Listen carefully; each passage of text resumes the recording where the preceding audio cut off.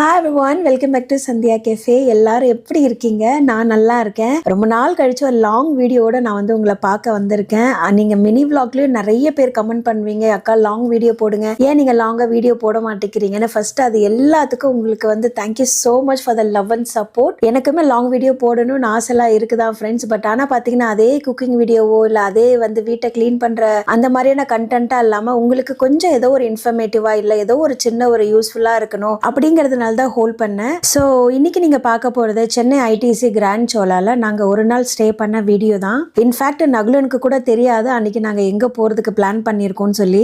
நம்ம போறோம் சர்ப்ரைஸ். அதான் சொல்லிட்டியா அப்புறம் என்ன சர்ப்ரைஸ் ஆகுது? ஆனா எங்கன்னு அவனுக்கு தெரியாதுல. அதான் சொல்லிட்டியா அம்மா மம்மிக்குன்னு. கரெக்ட். அர்ஜுனை வந்து விட்டுட்டு அப்படியே நம்ம அம்மா வீட்டுக்கு. ஏய் வெளியே போறோன்னு கூட பார்த்து கடிப்பியாடா? சரி பார்த்து குலைப்பியாடா? எங்க போறோம் இப்ப நம்ம? விட்டுட்டு அம்மா வீட்டுக்கா? ஓகே. ஆக்சுவலி பார்த்தீங்கன்னா இது எங்களோட பிளானே கிடையாது ஃப்ரெண்ட்ஸ். நாங்கள் பார்த்தீங்கன்னா இண்டிபெண்டன்ஸ் டே அன்னைக்கு தான் அந்த ஹோட்டலுக்கு போயிருந்தோம். ஆக்சுவலி எங்கள் பிளான் பார்த்தீங்கன்னா சூர்யாவோட விஸ்வநாதன் அண்ட் சன் மூவி தான் பார்க்கலான்னு சொல்லி. ஆனால் எல்லா இடத்துலையும் ஹவுஸ்ஃபுல்லாக இருந்தது. என் ஹஸ்பண்ட் பார்த்தீங்கன்னா ரொம்ப டெஸ்பரேட்டாக இருந்தது, இன்னைக்கு எங்கேயாவது வெளியே போயே ஆகணும்னு சொல்லி. ஓகே ஏன் நம்ம போய் ஸ்டே பண்ணக்கூடாது எங்கன்னு சொல்லி அப்படியே ஸ்க்ரோல் பண்ணும்போது தான் இந்த ஹோட்டலோட வந்து டீல் எல்லாம் வந்திருந்தது. சரி இங்கே போய் ஸ்டே பண்ணக்கூடாது அப்படின்னு சொல்லி லாஸ்ட் மினிட்ல பிளான் பண்ணது. மார்னிங் ஒரு 10:30 to 11 o'clock அந்த ரேஞ்சில் தான் நாங்கள் முடிவே பண்ணோம். ஸோ அதனால தான் அர்ஜுன் குட்டியை வந்து டே கேர்ல விட்டுட்டு அப்படியே நாங்கள் கிளம்புறோம். நகுலன்ட்டு என்ன சொல்லியிருந்தோன்னா 2 days நம்ம அம்மா வீட்டில் ஸ்டே பண்ண போகிறோம் அப்படின்னு சொன்னதால தான் அவனுக்கு டவுட்டே வரல. அப்படியே திடீர்னு பிளான் பண்ணதால தான் வந்து பேக்கிங்லாம் எதை எடுத்த எதை வைக்கலாம்லாம் யோசிக்கல, அப்படியே இருக்கிறத எடுத்து அப்படியே அள்ளி போட்டுட்டு வந்துட்டோம். ஸோ வாங்க ஃப்ரெண்ட்ஸ், இங்கே நம்ம ஸ்டே பண்ணதுக்கான எக்ஸ்பீரியன்ஸ் எப்படி இருந்தது அண்ட் எங்களுக்கு எவ்வளோ ஆச்சு ஒரு நாளைக்கு அப்படிங்கிற டீட்டெயிலை நான் வீடியோவில் கொடுத்துருக்கேன். ஸோ வீடியோ ஸ்கிப் பண்ணாமல் பாருங்கள்.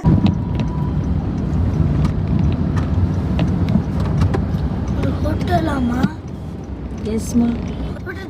We are going to stay in this hotel. But hotel தெரியுமா உங்களுக்கு? Yes. Flat landing your flat பெரிய flat. ஆமா. அங்க இருந்து பார்த்தா தெரியும். சென்னையில ரொம்ப ஃபேமஸான ஒரு ஹோட்டல் தான் இந்த ஐடிசி கிராண்ட் சோலா. நாங்கள் ஹோட்டலுக்குள்ள என்ட்ரி பண்ணும்போது தான் நகுலேனே ரியலைஸ் பண்ணால் இந்த ஹோட்டலில் தான் நம்ம வந்து ஸ்டே பண்ண போகிறோமான்னு. பிகாஸ் இந்த ஹோட்டலுக்கு பக்கத்தில் தான் முன்னாடி நாங்கள் வந்து ஒரு ஃப்ளாட்டில் இருந்தோம். ஸோ இந்த ஹோட்டலோட கன்ஸ்ட்ரக்ஷன்லாம் நாங்கள் மாடியில் இருந்து பார்த்துருக்கோம். என்ன தான் கட்டுறாங்க, மேலே எலிபேட்லாம் வைக்கிறாங்க, அப்படி என்ன ஹோட்டல் வரப்போகுது அப்படின்லாம் நாங்கள் அந்த டைமில் பேசிகிட்டு இருந்திருக்கோம். ஸோ அது இந்த ஸ்டோரிலாம் நான் நகுலனுக்கு ஷேர் பண்ணியிருக்கேன் நிறைய தடவை.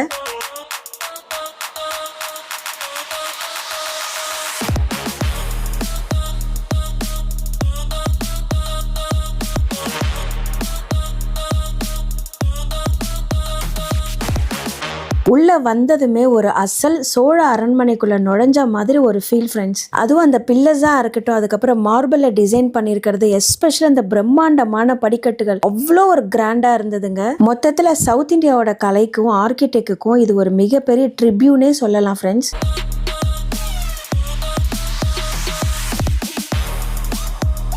இந்த ஹோட்டலுக்கு இதுதான் ஒரு ஐகான்னு சொல்லலாங்க. அந்த அளவுக்கு இங்க வந்திருக்கிற அத்தனை கெஸ்ட்டுமே வந்து இந்த இடத்துல தான் நிறைய போட்டோஸ் வீடியோஸ் எல்லாமே எடுக்கிறத பார்க்க முடிஞ்சது. ஸோ நாங்களுமே ரூம்ல லக்கேஜ் எல்லாம் வச்சுட்டு கொஞ்சம் ட்ரெஸ் எல்லாம் கூட சேஞ்ச் பண்ணி அங்கே நிறைய வந்து கேண்டிட் போட்டோஸ் எல்லாம் எடுத்துக்கிட்டோம்.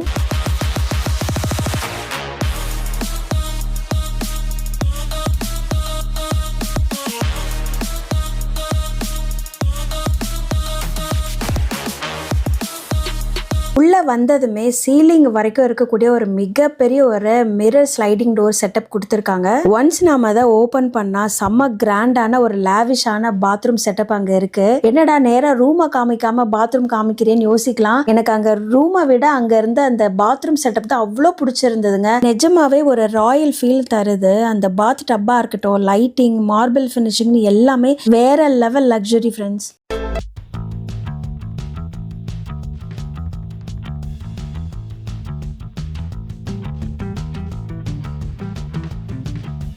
ரூம் பார்த்தீங்கன்னா அவ்வளோ ஒரு கோசி அண்ட் ஸ்பேஷியஸாக இருக்குங்க. பெட்டெல்லாம் ரொம்பவே கம்ஃபர்டபுளாக இருந்துச்சு. அப்புறம் இந்த ரூமோட டெக்னாலஜி எல்லாமே பார்த்தீங்கன்னா அங்கே இருக்கிற ஐபேடில் தான் கொடுத்துருக்காங்க. எல்லா கண்ட்ரோலுமே ஏசி, லைட்டு, டிவி, பாத்ரூம்லன்னு எல்லாமே அந்த ஐபேட் மூலமாக தான் நம்மளால் ஆப்ரேட் பண்ண முடியும்.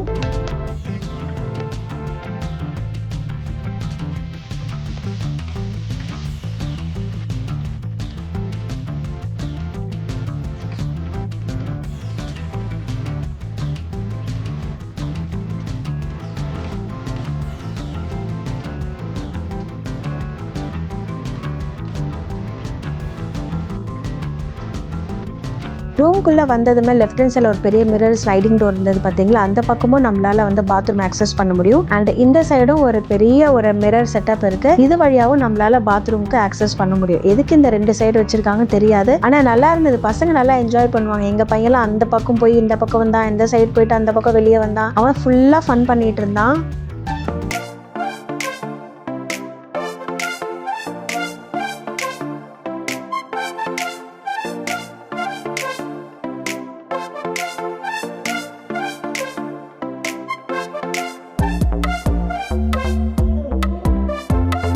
மார்னிங்லேருந்து எதுவுமே சாப்பிட்லைங்க. நாங்கள் ஃபுட்டு தான் ஆர்டர் பண்ணி அவங்களாம் சாப்பிட்டுட்டாங்க. நான் தானே எல்லா பேக்கிங்கும் பண்ணணும். எனக்கு சாப்பிடலாம் சுத்தமாக டைமே இல்லை. ஸோ நான் ஃபுட்டை வந்து ஹோட்டலுக்கு கொண்டு வந்துட்டேன். பேக் எல்லாம் வச்சுட்டு ஃபோட்டோஸ்லாம் எடுத்துட்டு ஃபஸ்ட்டு சாப்பிட்டு முடித்தேன். அதுக்கப்புறம் என்ன, நேராக ஸ்விம்மிங் பூல் தான். நாங்கள் இங்கே போகிறோம். ஐயோ மேலே மேலதான் ஸ்விம்மிங் பூல் பக்கத்தில் தான் இந்த ஜிம்மும் இருக்குது. ஸோ நாங்கள் இதை தாண்டி தான் அந்த பக்கம் போகணும். இது நமக்கு துளி சம்மந்தம் இல்லாத இடம் தான், பட் சும்மா அது வீடியோ மட்டும் எடுத்துக்கிட்டேன். அழகாக சிட்டியில் இருக்கிற அந்த நாய்ஸு பொல்யூஷன் எந்த ஒரு இதுவும் இல்லாமல் ரொம்ப காமாக இருக்கிற ஒரு இடம்னு சொல்லலாங்க. சுற்றி க்ரீனரியா, சோழமண்டல ஆர்கிடெக்டோட பேக்ரவுண்டில் இந்த பூல் ஏரியா பார்க்கறதுக்கு அவ்வளோ பீஸ்ஃபுல்லாக இருக்குது. லஞ்சை முடிச்சுட்டு ஒரு ஈவினிங் போல் இங்கே வந்து ஒரு ஸ்விம்மிங்கை போட்டோன்னா செம்ம ரிலாக்ஸாக இருக்கும். இன்னும் கிட்ட க்ளோஸர் பேபி, இன்னும் கொஞ்சம் தாங்க.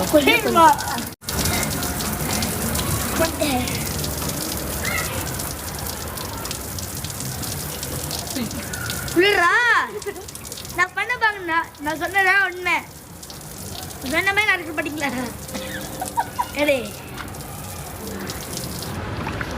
Perfect.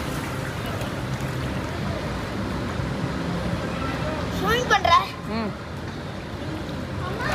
Again, do you want to play with them? ஆழமே இல்ல. சூப்பர்.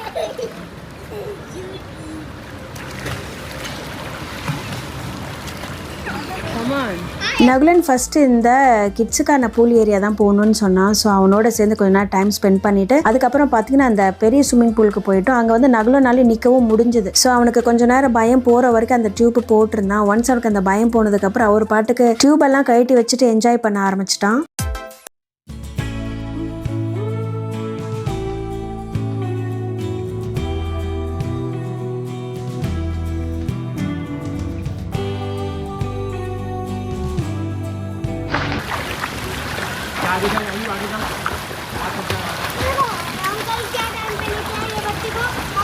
ஸ்விம்மிங் பண்ணிட்டு அந்த லாஞ்சஸில் உட்காந்துட்டு இந்த பியூட்டிஃபுல்லான ஒரு ராயல் வியூவை வந்து ரசிக்கிறது உண்மையாகவே ஒரு வெக்கேஷன் மோடு தருதுன்னு தான் சொல்லணும்.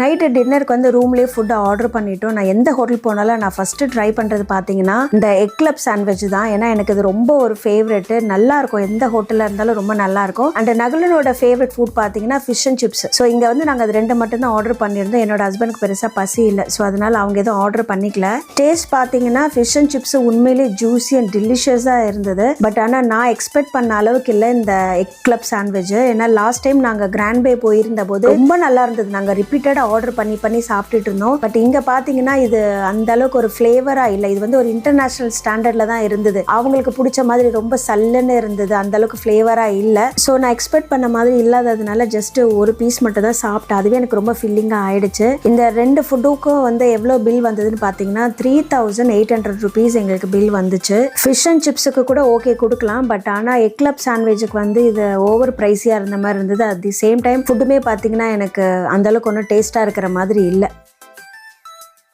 இது வந்து பார்த்தீங்கன்னா நெக்ஸ்ட் டே மார்னிங்கு. ஸோ நல்ல ஒரு தூக்கம் போட்டு எழுந்திரிச்சாச்சு. ஸோ மார்னிங் எழுந்ததோ எப்படி ப்ரஷ் பண்ணுறது நம்மளோட ரொட்டீனும் அந்த மாதிரி எங்கள் லைஃப்பில் வந்து இந்த சிறகடிக்க ஆசை சீரியலும் வந்து எங்களுடைய ஒரு ரொட்டீன் தான். டெய்லி இதை பார்க்காம இருக்கவே மாட்டோம். எங்களுக்கு அது அவ்வளோ பிடிக்கும், ரொம்ப பிடிக்கும் இந்த சீரியல் எங்களுக்கு. உலகத்தில் எங்கே இருந்தாலும் நாங்கள் இதை மிஸ் பண்ணாமல் பார்த்துருவோம். லாஸ்ட் டைம் துபாய் போயிருந்த போது கூட நாங்கள் வந்து மாலில் உட்காந்து இந்த சீரியலை பார்த்துட்டே தான் லஞ்சு முடித்தோம். எல்லாம் இப்போ குளிச்சு ஃப்ரெஷ் ஆகிட்டோம். இப்போ எங்கே போகிறோம்? நேராக சாப்பிட்றதுக்கு ரெஸ்டாரண்ட் தான் போகிறோம். எந்த ஹோட்டலாக இருந்தாலும் மார்னிங் வந்து அந்த பிரேக்ஃபாஸ்ட் ரொம்பவே ஸ்பெஷல்னு சொல்லலாம். எதை டேஸ்ட் பண்ணுறது எதை விடுறதுன்னு யோசிக்கிற அளவுக்கு அவ்வளோ வெரைட்டி ஆஃப் சாய்ஸஸ் அங்கே இருக்கும். அண்ட் நம்ம எல்லாருக்குமே மோஸ்ட் ஃபேவரட் செக்மெண்ட்டும் இதுதான் நினைக்கிறேன்.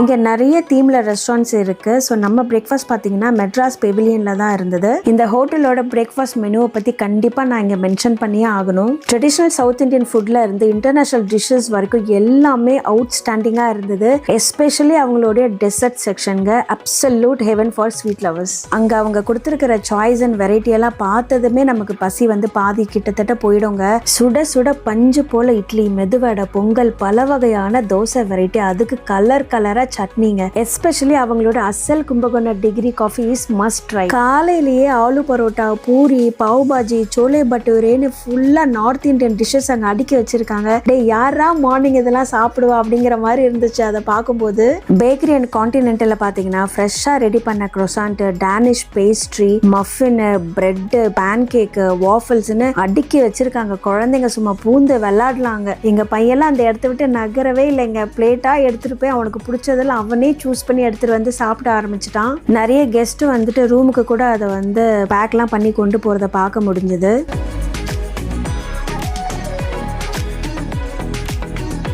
மார்னிங்கே இப்படி ஒரு கிராண்டான பிரேக்ஃபாஸ்ட் சாப்பிட்றதே ஒரு தனி ஃபீல் தான். எவ்வளோ இன்டர்நேஷனல் டிஷ்ஷஸ் அங்கே இருந்தாலும் இங்கே இருக்கிற நெய் தோசையும் ஃபில்டர் காஃபியும் தான் அங்கே அல்டிமேட் ஹைலைட்டே. ஹோட்டலில் ஸ்டே பண்ணாலே எங்களோட மார்னிங் பிரேக்ஃபாஸ்ட்டில் இந்த ஐட்டம் இல்லாமல் இருக்கவே இருக்காது. என்ன பார்த்தீங்கன்னா ஒரு சைடு குக்டான இன்னொரு சைடு பாதி வேகாத வந்து அந்த ஆம்லேட்டும், அதுக்கப்புறம் பிரெட் டோஸ்ட். ஸோ அந்த பிரெட்டு மேலே வந்து பட்டரை ஸ்ப்ரெட் பண்ணிட்டு அந்த ஒன்றும் பாதியமாக வெந்திருக்கிற ஆம்லேட்டில் அப்படி தொட்டு சாப்பிடும்போது ஹெவனாக இருக்குங்க. ஸோ அது மஸ்ட் எங்களோட டேபிளில் இருக்கும். என்னோட பிளேட்டில் பார்த்தீங்கன்னா ஒரே ஒரு எக் கறி, ஒரு டேஸ்ட்டுக்கு வந்து டம்ப்ளிங்ஸ் எடுத்திருக்கேன், அதுக்கப்புறம் பாயில்டு வெஜ்ஜஸ் நிறைய எடுத்திருக்கேன். இது எல்லாத்துக்கும் முன்னாடி பார்த்தீங்கன்னா ஃப்ரூட் சலாட் கொஞ்சம் எடுத்துக்கிட்டேன்.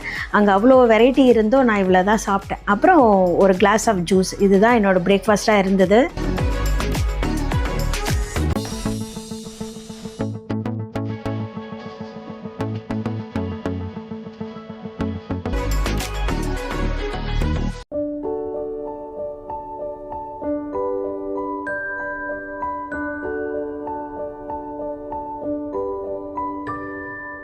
ஸோ ஒரு வழியாக பிரேக்ஃபாஸ்ட்லாம் முடிச்சுட்டு நாங்கள் ரூம் வந்துட்டோம். ரூம் வந்ததும் நான் வந்து எங்கேயும் வெளியே போகல. நகுலன் அகெயின் வந்து ஸ்விம்மிங் போகணுன்னு சொன்னான். அதனால அவங்க அப்பாவோட அவனை அனுப்பி விட்டுட்டு நான் உட்காந்துட்டு கொஞ்சம் ஃபோட்டோஸ் எல்லாம் என்னென்னலாம் எடுத்தோம், இதெல்லாம் நல்லா இருக்கு அந்த மாதிரி விஷயங்களெல்லாம் ரெஸ்ட் எடுத்துகிட்டு பார்த்தேன்.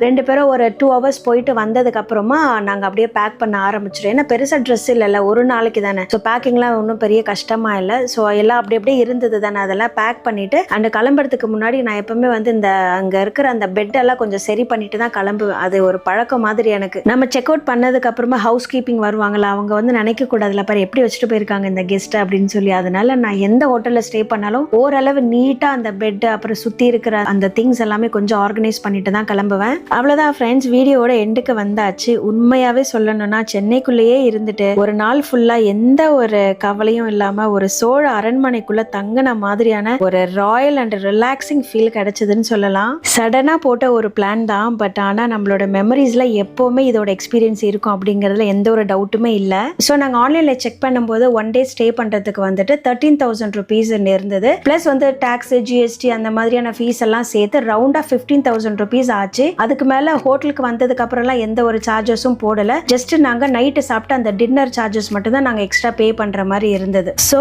1 dayக்கு 15,000 rupees அண்ட் ஃபுட்டு 3,800 rupees ரெண்டும் சேர்த்தா 18,800 rupees நாங்கள் ஸ்பெண்ட் பண்ணியிருக்கோம். ஸோ அவ்வளோதான் ஃப்ரெண்ட்ஸ், இந்த வீடியோ நான் இதோட முடிச்சுக்கிறேன். இந்த வீடியோ உங்களுக்கு பிடிச்சிருந்தா ஒரு லைக் மட்டும் பண்ணுங்க. திரும்ப ஒரு நல்ல ஒரு ஜாலியான வீடியோவோட உங்களை வந்து சந்திக்கிறேன். Until then, take care. God bless you all.